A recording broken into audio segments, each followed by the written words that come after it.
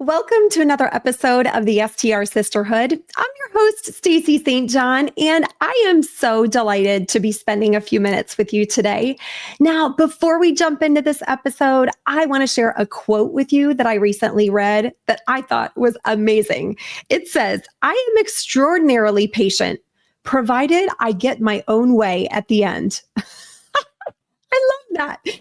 Those I don't know if I call them inspiring words, but those fun words come to us from former British Prime Minister Margaret Thatcher. Isn't that fun? So fun. All right. Well, in today's episode, we are sitting down with professional interior designer Brianna Amigo. We're hearing all about her story. And of course, we are getting some inside scoop on her favorite places to shop and must-have products. Grab a notebook and a pen. You're not going to want to miss what she has to say. So without further ado, let's dive into my conversation with Brianna. So today we are here with Brianna Amigo, and we are talking everything about short-term rental design. Brianna, thanks so much for being with us. Thank you so much for having me, Stacey. So let's just first start off and have you share with our audience a little bit about who you are and what you do. Yeah, well, thank you. Well, just a little bit about me personally. I've been born and raised in California. I have two young kids. I have a almost 2-year-old. She's turning 2 in a few weeks, and then a 7-year-old son. So we have a little bit of an age gap there. So they keep me on my toes. I'm married to my high school sweetheart. So just a fun fact there. And yeah, we are real estate investors. I spent most of my career, 9 years of my career in business marketing. I worked for different corporations and just found it was, a little bit unfulfilling. I really wanted to utilize my skills and creativity in different ways. And I felt really passionate about interior design. So after designing some of our primary residences over the years, as well as some flip projects as well. We decided to start a little side business at the time of Brianna Michelle Interiors, and we were really focused on residential design at the time. That was back in 2019. And not till 2020 is when I started working with real estate investors and short-term rental investors specifically, where I really delved into this space and fell in love with short-term rentals and how there was really a gap in the space when it came to interior design. There wasn't a lot of designers at the time that really were specific and specialized in short-term rentals. And so that's when we decided to really niche the business around that. And shortly after, I decided to leave my corporate life behind and quit my job and go all in on our business. And I haven't looked back so far, and I'm very glad that I haven't. And so we've designed over 250 short-term rentals over the past few years, 4 motels, which we've loved working on. And we just do commercial and primary projects throughout the year as well. But our bread and butter is short-term rentals. So fun. So fun. And correct me if I'm wrong, you have a short-term rental property yourself. I do, yes. So we have one here in Southern California where we live in a mountain community called Big Bear, and we have a small cabin up there called the Cozy Gambrel, and yeah, we love it. So I have definitely this other kind of lens when designing is, keeping in mind the functionality and the operational side of the business and making sure that our designs are functional but easy to clean, easy to maintain, and also will withstand the wear and tear of short-term rental usage as well. Absolutely. And so how far were you in the path of doing interior design that you decided to buy a property? And is that when you decided to niche down into short-term rentals for your design, or how did that play out?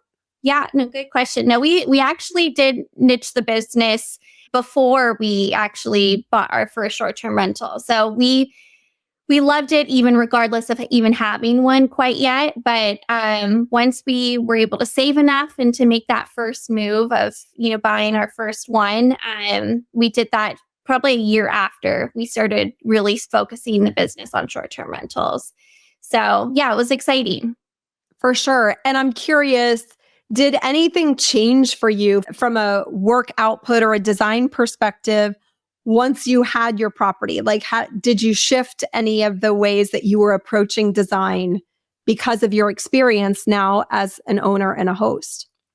100%. Yeah. And even still, through challenges that we face with our own short-term rental business, I'm always making sure to use those challenges and make sure we address those and get ahead of them or even avoid them when working directly with our clients. So just ensuring things that are going to be easily maintained, I think is a big thing. Also easy to implement because we know when setting up a short-term rental, it's a lot of work, a lot of labor. It's a very tedious kind of process where that's where the challenging, I feel like, time starts is when you're unpacking all of the boxes and you're just like, where does everything go? And we want to make sure that we're providing all the tools necessary to our clients where they can DIY that themselves and install themselves if they needed to. But we give them all of the clear instructions on placement and how to do everything. And also just best practices, things that we've learned through the way things appear online, through your photography, and making sure that you're putting your best foot forward when it comes to setting up your property, all the way down to how do you dispose all of the boxes and how do you deal with finding the right person to support you. We really try to cultivate that one-on-one relationship with the clients to really help them understand that this is going to be challenging, especially those first few investments that you make, but we're here as a partner with them. So yes, definitely it's integrated into everything that we do is the learnings I learned through operating our own. Yeah. Okay. So you mentioned the boxes. Now I have to know, what is the advice on what to do with all the boxes? Because there is a lot when it comes to, oh my gosh, I feel like I have a mountain of cardboard. What are your recos? Well, I think the biggest thing is that a lot of people don't really allocate budget towards little things like that, like a CapEx budget to have set aside that you need to have disposable, dispose of trash and cardboard. And so that definitely should be a part of your kind of setup costs is having that set aside because there's going to be a lot of it. And we know that. And I always recommend too, as things come in to your property, as things are arriving, don't wait to open things. I would start opening and making sure that you do a quality check of everything that you've received so far. We see this time and time again where they wait to maybe like the day of setup or the weekend or the week that they're ready, and they're kind of beyond that return window because they've waited so long. And so we try to advise that make sure just to open, just check things, make sure you got everything that you said you received, and just making sure that's happening. For sure. The other thing that I have learned the hard way is that sometimes when you order something, it might appear one way online, but you actually get the physical product and the tone of the color is different than what is shown. How do you help your clients gauge some of that? Because you are the one obviously curating the entire design experience. How do you have them check for things like that? Or do they at all? Yeah, no, it's a good question. I think from our perspective, we want to check reviews and also customer images from, the websites that we're sourcing from. And if there aren't any reviews or aren't any photos, that usually is an indicator that maybe this piece hasn't, might be a new item that they just put out and that there's not a lot of experience with it. And it might cause us to actually go find something else because we're just unsure about the quality, the user experience with that element or piece that we're sourcing. And also, like you said, the tones, it could be different. It could appear different with wood tones being different. And those are kind of key elements to curating a space. So we really do focus on the reviews and the customer images that we see on the websites. Really good point. I'm curious, in looking at, your website, it looks as though you are very passionate about research and making sure you're doing market research to bring the best product to life when it comes to the property. Talk to us about what types of research you think is most important and how it influences how a property is designed? Yeah, that's a great question. I think research is a critical part to the process, especially now as, the competition has become more saturated in certain markets. You really do want to understand, why are people visiting the area that you've invested in? What's the kind of the visitation stats on the demographics, who's going there, how often, what's the seasonality like? And then go all the way down throughout that journey of like, what's their expectations when they're looking for a place to stay? And when they find places to stay, who are those top competitors in your market? So if you're looking at 4-bedroom properties, let's pull all the 4-bedroom comps, understand who the top performing ones are. Why are they doing so well from a design perspective? What are they doing from an amenity standpoint? What's their occupancy? What's their head count that they're, number of guests that they're sleeping at their property? And then going through the reviews of those top performing comps, what are people saying? Read the reviews. Why are people loving or disliking their stay? What type of people are staying there? Are they groups of adults? Are they families? And that will really help us hone in on, how do we design your property to make sure it stands out from the competition? But how do we make sure that we're ticking off all of the same boxes and doing a little bit more and a little bit extra than they are, so that we can outperform those top performing comps? So I think using data as a strategic tool is almost like an absolute must now in this space. The short-term rental space has changed so much over the years, and it's increasingly become more and more important. And then now we can see too, in the more saturated markets, it's become like an arms, race of who has the most amenities or who's doing the most from a design perspective, which I think is great for us in this space, because it's an absolutely must, I think, if you want to be successful in this space. But at the same time, we want to make sure that everything that we're suggesting has some longevity, behind it, and that we are setting you up for success, but for the long run. And we're not just kind of giving you a short-term, increase as far as results right then and there. We want to make sure that this is going to withstand kind of all the different changes when it comes to your market, and that you're set up to be able to be nimble and to change your design a little bit and tweak it over the years as needed, based off of what's going on with your competition. Yeah. Can you talk us through, if someone is wanting to DIY this research and they're wanting to, design their own property? You just walked us through the types of things that you're looking at. I'm curious, if someone is doing it themselves, how many hours would you expect that they should budget for this type of research? Yeah, I mean, I think, we never claim to be doing that on our own. We use data experts to help with that part of our process. And I would probably estimate this could be, an 8 to 12 hour process of them combing through all of the different comps. And then also with their methodology, trimming it down to who is truly a comp, who has enough data to have enough historical information to tell a story. Because you'll have new investors come in and they'll come up as number one, but they've only been live for 60 to 90 days. There's really not enough, story there to tell quite yet. And so you'd want to look at that. And then you'd also want to look, is there enough reviews behind the comp as well?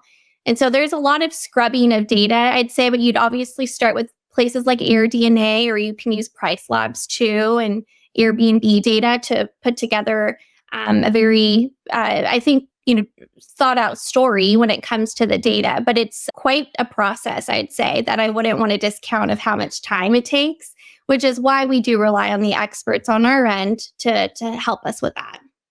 And so are those experts folks that you have internally? Is it a third-party service that you use? Tell us about that. Yeah, so we're using a third party when it comes to all of our data analysis. We want to focus on the design. We want to take those market insights and do an impeccable job with the design execution. But I never want to claim that in-house we have data experts on our team, because when it comes down to it, we want to use people that are truly analysts or data scientists. And the team that we use are all data scientists. They all, I think the founder worked at Google before. So they are very well versed when it comes to the numbers. And so these data scientists are they available for other people to utilize? Or how would someone go about finding said data scientist? Yes. So the company we use is a new one. They're called HostGenie, and it's kind of an offshoot from, if you're familiar with John Bianchi and his team and STR Search. So a few of his analysts created this kind of secondary company called HostGenie, which is the company that we're using when it comes to running all of our data analysts. And may I ask, you don't have to obviously share anything that you don't want to. I'm trying to, be respectful of what I'm asking. How much should someone budget from a budget range perspective if they're going to hire a data analyst? What are your suggestions there? Yeah, I mean, I'm trying to think what they charge, I guess, retail for their deliverable, but it's probably in the range of like $1,500 to $2,500, somewhere in that range for their delivery, which it kind of covers way more than just design and amenities. It goes into a pricing strategy. It gives them information on marketing, occupancy. So it's great for a new host that is investing in a new market that they're not familiar in. And so we use that from a design perspective, but that host can then take that analysis and use that from an operations standpoint going forward, or to underwrite deals as well, just to make sure that these really are smart, decisions that are going to cash flow and meet the goals of the client before they actually acquire a property. Sure. And so you've got this data back now, and what do you do with it? How do you take that data report that comes from the data scientists and bring it to life through a design? Can you walk us through your approach and your methodology? Yeah.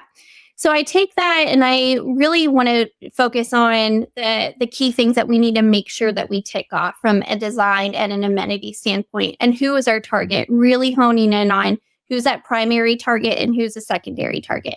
The primary target is going to be adult groups potentially, and then secondary being families. We still need to make sure that the property is a family-friendly property, but maybe we don't design every single guest room here to be super kid-friendly. So that means maybe we don't have a bunch of bunk beds in every single room because we know the primary target is adults. And so adults we know are going to, generally not want to sleep on a bunk bed. So we make decisions around that first, and that's how we kind of build out a strategy of how we orient all of the beds and the configurations of bedrooms and bed sizes per bedroom to reach the goal occupancy that we need to hit. And that's really backed by data. So if we know we need to, sleep 12 guests here, we're going to try to do that in the bedrooms. Ideally, that's always my ideal and best practice. And then if we have to, ideally, if there's a secondary common space, we can maybe do a sleeper sofa somewhere, but that's going to be my last resort option because I don't want to obstruct that common space experience for the rest of the guests and even for the person who's having to go on the sleeper sofa instead of a bedroom. And so that's what we'd start with first when it comes to design. But then when we also look at the data, we look at style, color palette, theme. And we want to make sure that we understand what everyone else is doing and what's been working well. And that is usually a good indicator that we should not copy that style or direction, but we should still try to capture that same audience just in a different way. And so what we usually will do is we'll put together a mood board, which kind of showcases the inspiration for the project, as well as a vision statement and color palette. And I share that with the client first before we even start the design process. How do you feel about this direction? This is what I think is going to perform really well against this target demographic. This is why. And we kind of have that collaborative experience where we go back and forth on the mood of the overall style and of the project. And then once that's finalized is when we'll go into the process of sourcing everything and curating that custom design. Interesting. I'm curious, have you ever had an experience where you've shared the design board or the mood board and one spouse likes it and another spouse doesn't? Yeah, no, it happens a lot too. And it also happens in that, I think, initial phase as well, like pulling inspiration together, because sometimes our clients will, put together a Pinterest board, for instance, together, and they both will contribute. And then I'll see one photo and then I flip to the next and it's completely different as far as style and colors and vibe. And so usually what I'll do is I'll try to get everyone together and be like, let's talk through what you love about that certain element of style and really try to understand what are the elements that we can try to maybe incorporate and tick off, hopefully for both, both spouses or both clients. Let's say we also have a lot of clients working with partners on deals together. So we do have usually a lot of cooks in the kitchen when it comes to finalizing style and finalizing the design. But then I always just try to come in as a little bit of an educator in that moment to say, this is what the data is showing us though. And this is our expertise. We've done this time and time again. We have the results to prove for it. Let us kind of curate something that hopefully makes you both happy, but maybe take the responsibility off of their hands to say, this came from us though. It came from your expert designer that you engaged with. And hopefully that makes them feel like it's in their hands a little bit and less on one or the other. Yeah. I think it's so difficult. And I go back to my own experience with my husband, and, we've invested together for years, and crazy enough, my husband really loves shopping, first of all, which is a little scary. But secondly, he always has good suggestions. And oftentimes he wants to contribute to how we furnish and design a property. And I'm going to ask you maybe for you to give us some behind the scenes as to how you've seen conversations play out in real time. Yeah. Because oftentimes I just say to my husband, I'm just going to take care of it, honey. Yeah. I'll show it to you when I'm done. But it's so much easier for me to just roll with it versus feel like I need to get buy-in. And we've been married for 30 years, so he has a trust level. How have you seen conversations play out in real time? And what have you seen work well when you have two people who may have differing opinions? Yeah. I mean, I think just making sure they both are hearing each other. And then, like I said, coming in right there at the end and being like, you've engaged with us and we are the experts in this space when it comes to design. And let me take both of your inputs and kind of come up with something that I think is going to hopefully achieve both of your goals. But at the end of the day, we have to remember that this is not our personal home. This is not our primary residence. And we need to kind of take those personal preferences and put them to the side. And that's really hard, especially for the newer investors that come our way, that this is like their first one. And they saved up so much for it. And a lot is riding on it. I totally understand that. And that is really why we use almost like the scapegoat of the data. Let the data and the numbers do the chalking, and that will show us kind of the direction we need to go in. And so sometimes that's hard, like especially potentially new investors that maybe don't want a lot of liability or risk with that first investment, but they're investing in a market where there's a need and a desire for bachelorette parties and adult stays. And when that happens, that conversation of like, are we okay of maybe targeting that demographic, even though that comes with potentially more headache and a lot more operational things coming up. But the ROI is significantly different if we go after that target, versus if we don't. And so I've had more conversations, less about style, but more about, are we okay with this target? And people just have to get on the same page with that. And sometimes they agree that they don't want to go after that. And then we just have to pivot and find another way to really still set ourselves apart from the competition, but just a little bit differently, and maybe towards a different target demographic. But you're letting go of potentially the money on the table of going after the primary target that's really driving the success in the market. Yes, for sure. I'm curious, have you also seen parties have differing opinions or thoughts on budget, how much they want to spend, and how have you been able to get common ground in those scenarios? Yeah, I mean, it's a a big talking point. Budget is like one of those first elements that we have to make sure we're all in agreement on. I think what makes it easier is that we do have a minimum place that we feel comfortable starting with. And that's usually a $15 per square foot furnishing budget. And the reason why we're not usually open to anything else is that I'm really focused on quality. I don't want to fill your property with a bunch of inexpensive options that, of course, are going to fit the budget, but also not withstand the wear and tear of short-term rental usage that are going to be easy, not easily maintained and potentially break on a guest because it's poor quality.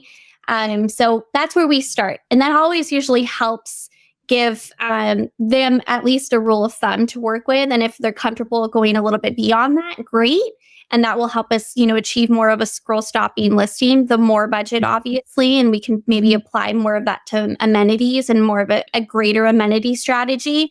But if we potentially stop it, they can only do $15, I think that's totally fine. And we can make sure we can get creative and maybe prioritize the high utilized pieces like things like beds or sofas or dining chairs, things that are going to be slept on, sat on quite a bit, that we spend a little bit more on those items and maybe less on styling and little things that potentially will go missing or be, things that you'll be needing to easily replace. So that's kind of our approach on that. Interesting. I'm curious. I want to pivot a little bit. I'm curious to hear where you love to source from, as well as like must-have items in a room. So I'm curious, can you share with us maybe your top 3 to 4 places where you personally love to shop online for the designs that you're curating? Yeah. So we leverage a lot of Minoan-friendly brands. It's definitely been a key partner for us. And so Wayfair is obviously going to be a leader in that list. But we do love sourcing from other options. And we do like to ask for that autonomy from our clients to be able like, hey, I know we want to use Minoan for the majority of the shopping experience, but there are elements that we might want to source from other places. Right now, one of my favorite sofa brands that you can find a really great sofa and also something that's readily available, usually great stock availability, is Albany Park. That's not a Minoan-friendly brand, and they don't really have any kind of trade offerings there, but great price point, great quality, and usually in stock, readily available. So that's a great tool. We love Etsy here as well because we really focus on kind of a bespoke, kind of curated design that makes it feel, one of a kind and unique. And because we're really aiming for that look and feel, we do want it integrate some one of a kind pieces or one of a kind art prints. And usually Etsy is going to be a really great tool for that. So instead of, leaning on the ready-made canvas print that you find on Wayfair, you can find a really unique element of maybe localized art or someone who actually was in the local market and created that art piece. And you can find an artist on Etsy that is selling their prints, and you can do digital prints and then get them framed. So we do that a lot as well. But we do love all of the articles and crate and barrels, but we notice when you do source from like more of a mid-end, retailer like a West Elm or a Crate and Barrel or a Pottery Barn, those options usually have longer lead time. So it's not usually a great fit from a short-term rental perspective because we don't want anyone waiting for things to come in like custom sofas or any other elements that will create more holding costs on our clients' end as well. Mm-hmm. And are you sourcing all of your materials online and shipping it, or is there any element of finding pieces in the client's local market? Yes, and we encourage that too. But I mean, everything that we curate on our end is sourced online. But I do encourage always, if you find something similar in the local market, like let's say you are reviewing things that are on Facebook Marketplace that day, or you're walking into a vintage store in your local market, pick up the local pieces. People really love that. It really does go a long way, the little details. And of course, we're not going to be able to find and source all of that online because, vintage elements that are resold online are going to cost an arm and a leg versus finding it at a shop nearby. But if there are elements that you're finding maybe secondhand, I always encourage make sure you understand that the specifications need to be similar to what we originally sourced so that the space planning is not impacted. So the dimensions need to be similar, similar styles, similar color. But of course, we encourage that if you can do that, it's more sustainable, of course, to do that. But it just has to work with the rest of the design, and it's not sacrificing the overall look and feel as well as the quality of the item. Sure, sure. All right. So I'm curious, what is your favorite must-have item in a kitchen that isn't, expected? So a coffee maker would be expected, but what is your favorite kind of secret sauce must-have item in a kitchen? So I think just going back to, we love the little moments. We love bespoke design where we're curating kind of vignettes and styling elements. So styling is huge for me in the kitchen. So even though you don't want a lot of clutter on your countertop, I do think having a really beautiful moment where you're maybe displaying a cookbook and that cookbook being related to the market that you have invested in. So if you're investing in a property in the South and you did like a Southern cooking kind of inspired cookbook, that goes a long way. That feels really intentional. And so we like to do that throughout every design. Is we do cookbooks, we do styling elements, we make sure that all of the cooking utensils has a really cute stoneware kind of holder for everything that you can display on your counter. We love a coffee bar moment, and we really want to make sure that we are capturing every type of coffee lover. So we do suggest that you do a pour over, a drip coffee option, a French press option, all of the options there so that your guest is like wowed with your coffee bar experience, that you've thought of everything. You have everything that, potentially that they'd want. And so I would say styling goes a long way in a kitchen. But also, if you have an open shelf too, use that as like a shelfie moment. You want to create a really fun vignette there. And so not only using it for storage, but also another way to kind of pull in this design of the property a little bit further with maybe some shelf styling moments. Even near a kitchen, I'd say having a musical element. Like, I think that always brings an amazing experience if you can create a meal, a family cooked meal, or with your friends or whoever you're staying at the property with, having a record player or maybe a vintage Bluetooth speaker or something that really speaks to creating just a meal together. Playing music and also cooking. I think those are two things that really play hand in hand. And so we do like to incorporate that as well. I have to go back and say, you said shelfie moment, and I'm like, okay, I have heard of selfie moments. I have not heard of shelfie moments. So that is so fun.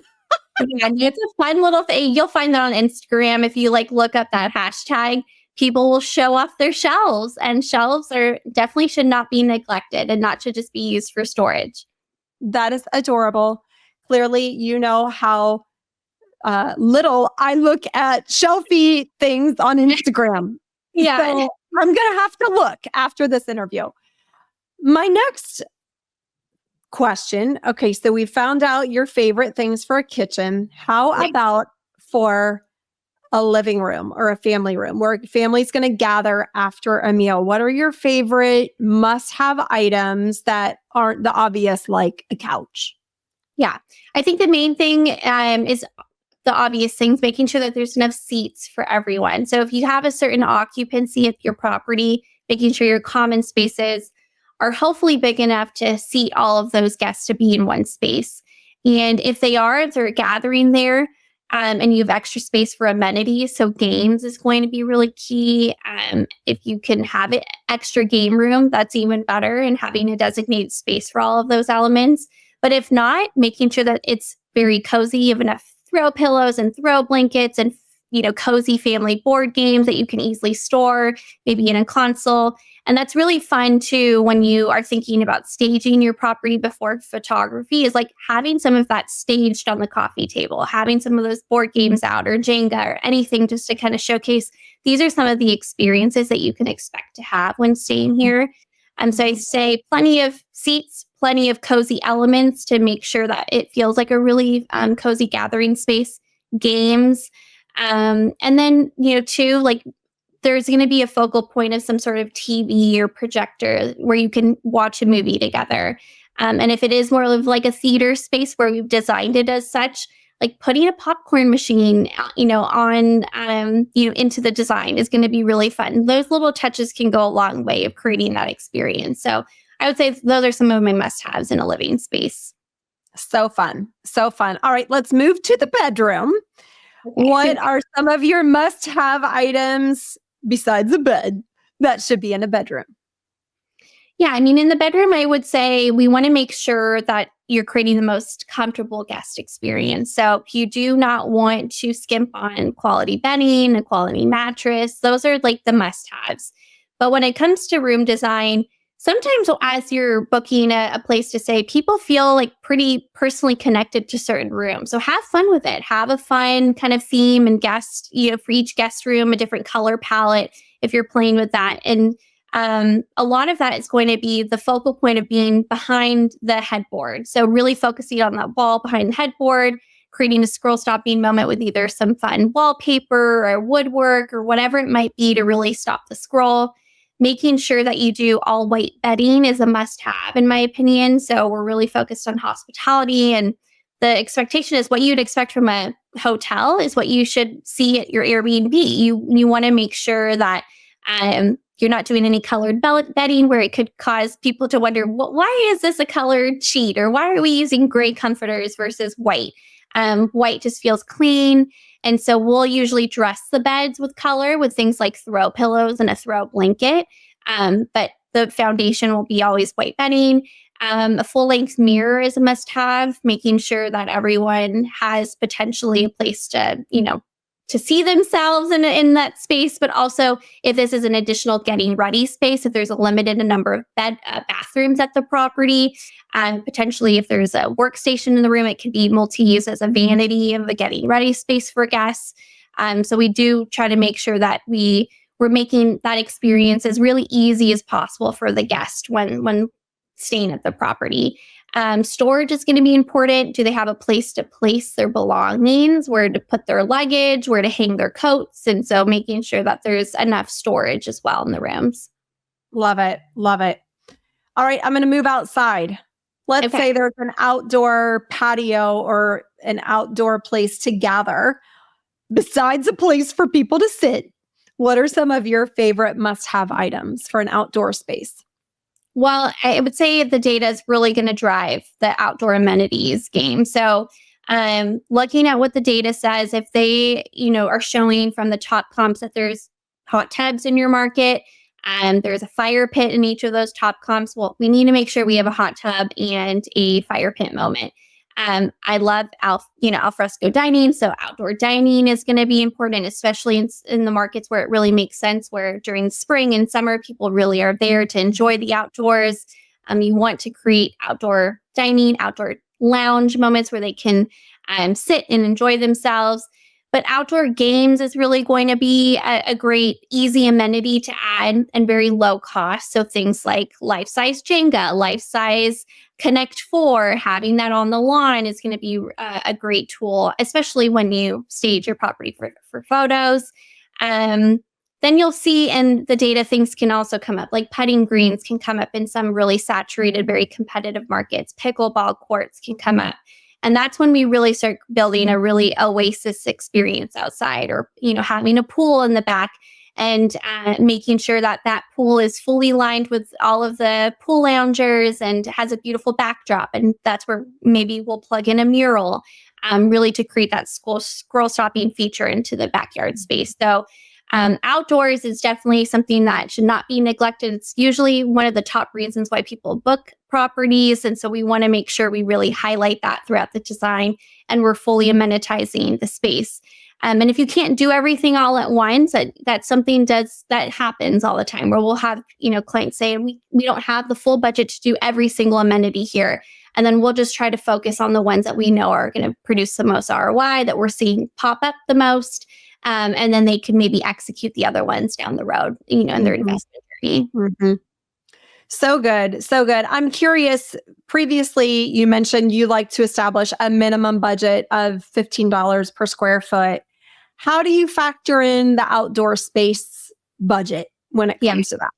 It's a little bit more fluid because it depends on how much or how little we have out there. But it's usually not included in that $15 per square foot. That's really the interior of the home.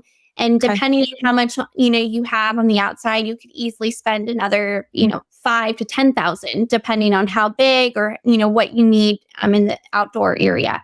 But an amenity budget should be kind of considered separate. So if you're adding things like you're adding an in-ground pool, that would not be something that we could have control over in your design.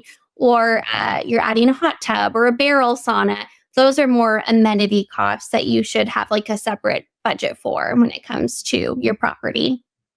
So good, Brianna. I love how you've kind of walked us through this. That's so helpful. I know for all of our listeners, I appreciate you giving us the keys to the kingdom when it's staging and furnishing our properties. Some fun things that we should be thinking about. I want to move to a very important section, which is the lightning round. Okay, so I'm going to ask you to come up with an answer to these questions with the first thing that comes to mind. First question is, where is your favorite place to vacation?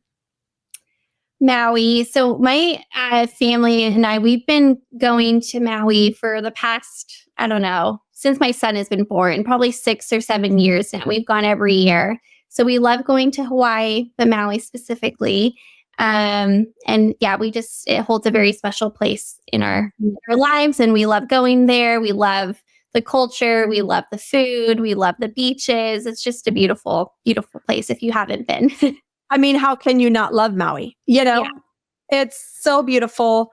And from LA, can you fly directly to Maui, or do you have to fly to Oahu and then go over? You can fly directly, which is so nice. Yeah. So it's only a short 5-hour flight usually. And we love it. I was going to say, I live in Ohio. We've been to Hawaii several times. We honeymooned there and absolutely love it. But it's a full day of travel, right? For us to get there. So that's so wonderful that 5 hours, it's nothing to sneeze at, but so great that you can get there rather easily. Yes, exactly. All right. So what is one place you've never been that you want to visit? Probably, me and my husband on our honeymoon, we've been to Europe. We went to Italy and we went to Greece. But 2020, we had this big trip planned with our friends to go to, at the time we were going to go to Spain and Paris. And unfortunately, because of the pandemic, we're not able to take that trip. So I'd love to do that. I'd love to get that back on our list of going to Spain. Portugal would be really nice too. I've heard such amazing things about Portugal. So just more European countries probably would be on top of our list. But of course, I think when our kids are a little bit older, especially your 2-year-old, I don't know if I would want to do an international flight with her quite yet. Yeah, we might want to get childcare at home and take a couple's trip. Right. Because yes, that sounds like a brutal flight with little ones.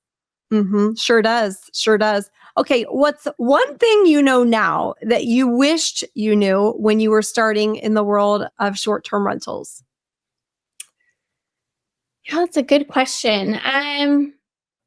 I think just being super adaptable. I wish, the way things were back in when we started 2020 has just evolved so much, and we've grown so much, and we've changed over the time of how we do things. And I just wish I knew that this would be a very ever-changing, evolving industry, and that it would keep me on my toes and it would keep me learning. And that's what I love most about it, that it's just so different every day. There's something new. There's a different challenge that we're faced with. There's things that are outside sometimes our clients' control, regulations, and things that we try to help from our perspective where we can, and pivot if they need to change their strategy from short term to midterm or event space, whatever it might be, we help them pivot. So just the evolving nature of the business. I wish I had a little glimmer of that coming in my future. It kind of kept me on my toes throughout the years. For sure. I'm curious, what is the best piece of advice you've ever been given? Ooh, that's a good one. I think just, especially, having your own business, being an entrepreneur, it's pretty, can be an isolating experience. It could be also very scary, obviously, because you're really betting on yourself. A lot of it is riding on your business. And unfortunately, I named this business after myself. So it really has my name attached to it. So, um, I think just making sure you're not undervaluing what you do, and you can really get caught up in imposter syndrome, I think, in this space. But just really holding strong of this is what you do great at, and this is your calling, and you were meant to do this, and really just believing in yourself. And I think that goes for any business. It could just be, being a real estate investor. It could be being the cleaner that is managing the property or the property manager. It could be the handyman who's fixing things that are broken at the property. Really just being passionate about what you do and feeling really confident that this is what you're meant to do and you were gifted with this. So take it with what you will. But that's really what I hold on to, is that this feels really right. And even though it's hard, it's the best kind of hard, in my opinion. Great advice. Great advice. I couldn't agree more. Couldn't agree more. It is very scary and can feel very lonely. I know for me, one of the most important parts is having a community of people around me who get what I'm doing, who understand me, who support me, and can give me words of wisdom when I'm lost, right? That is so incredibly important. And I just want to encourage everyone who's listening, if you're feeling alone, you don't have to do this alone, right? There are so many people like me and Brianna who want to support you. So I think those are wonderful words of advice. All right, last question. What's one thing and or person that you're grateful for today? Well, I mean, I'm just going to go for my husband, honestly, because he is really my right hand with everything that we do. I don't, do anything with really just making sure that we're a team and we're on the same page with how we're approaching things. And so he's been a huge supporter of our business. He continues to work his 9 to 5, but also helping me on the back end of running a business. There's a lot of work on the back end that I don't think a lot of people realize. That there's so much, there's taxes, there's the financial part and everything. And so he helps with all of that. And I could not be more grateful. But just like knowing that I have a partner behind me that is super supportive, and, we're on the same page on how we want to approach, how we do things. And it's a little bit different than, others. And we want to scale in a way that makes sense, where we're not sacrificing our personal lives, our kids, our family. And we want to make sure that's always going to be number one for us. And so, yeah, I would say he's my number one person that I want to shout out. Amazing. And what's your hubby's name? His name is John. Okay, John, awesome job supporting this girl. Brianna, if folks want to learn more about you or explore potentially working together, what is the best place for them to find you online? Yeah, our Instagram, Brianna Michelle Interiors, 1L in Michelle, just to get it a little confusing there. And then BriannaMichelleInteriors.com is a great place too. We have our portfolio there, more about our services. You can fill out a form to get in touch with me, and you get it on the phone with me, and we talk through your project and whatever it might be. But our Instagram, we're posting content consistently, trying to share just what we've learned over the years throughout our short-term rental journey and being investors, the things that you just need to be mindful of as you're designing your property, even if you choose to work with us or not. Hopefully everything we're putting there is kind of educational and that you could take away and apply to your own short-term rental businesses as well. Amazing. Thank you so much for being with us. Thank you. Thank you so much for having me. Now, before you go, I would love for you to check out the all-new STR Sisterhood community. It's a space designed for women just like you and me, where we can connect, get support, and grow. You can join for free, or if you want to upgrade and get access to expert-led trainings twice a week and deep dive conversations, the premium version is just $12 a month. Either way, we would love to have you. Head on over to the strsisterhood.mn.co, and I will see you on the inside.